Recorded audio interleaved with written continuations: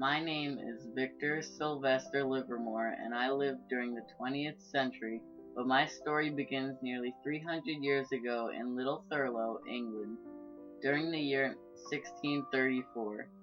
It was that year that my ancestor, John Livermore, immigrated to the American colonies with his family from Ipswich on a ship called the Francis.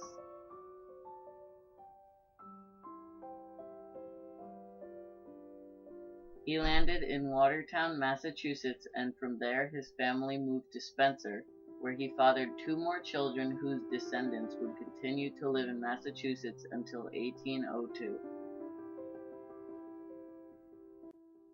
Jonathan Livermore would be the one to make the move to Pennsylvania, and he was my great-great-grandfather. I was born December 30th, 1907 in Cogan House, Lycoming County, Pennsylvania. I was one of 12 children that Samuel Livermore and Lulu McLean had during their marriage. I had 4 brothers and 6 sisters. Unfortunately, one of my brothers did not survive infancy.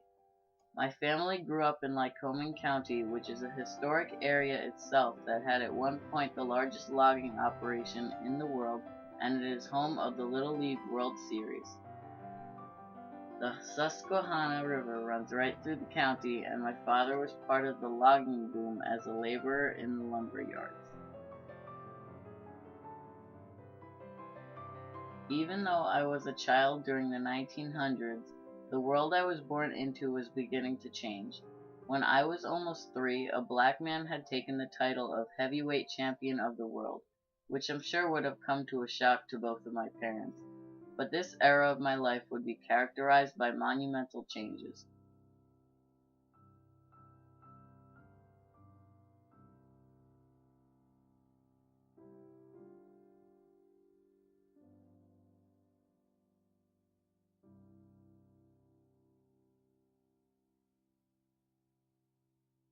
Only 120 miles from my home, hundreds of veterans gathered for the 50th anniversary of the Civil War in 1913.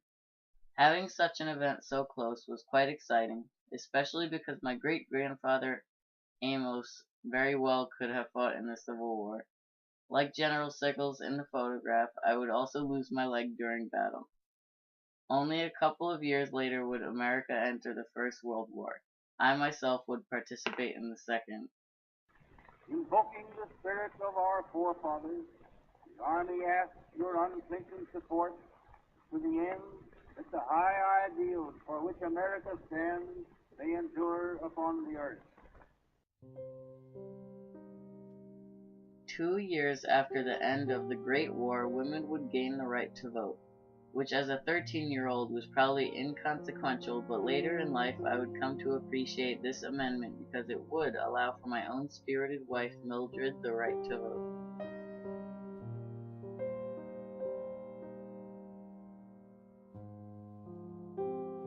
In 1929, we had our first child, Martha, in the August after I arrived back from a trip to Canada. She was one of 8 children Millie and I would have together, including Beverly, Dolores, Francis, Victor Jr., Samuel, Shirley, and Alice. Shortly after Martha was born, disaster struck the U.S. economy. The stock market crashed in 1929, but we were lucky that we owned our own home and were able to still farm during those hard-pressed years.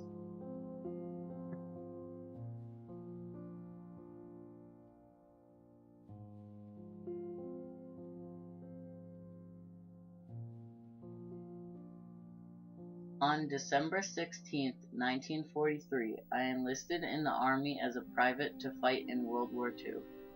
During a battle, I severely injured my right leg and I had to have it amputated below the knee.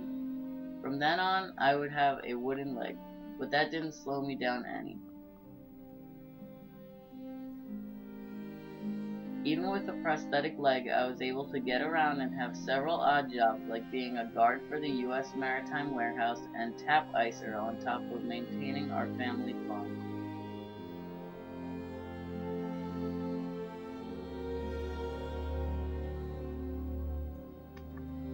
Victor would pass away in 1982 at the age of 75. Through his daughter Martha and his other children, he had 13 grandchildren and uncountable great-grandchildren. He lived a long and exciting life, and he would have been happy to see his legacy live on through his descendants.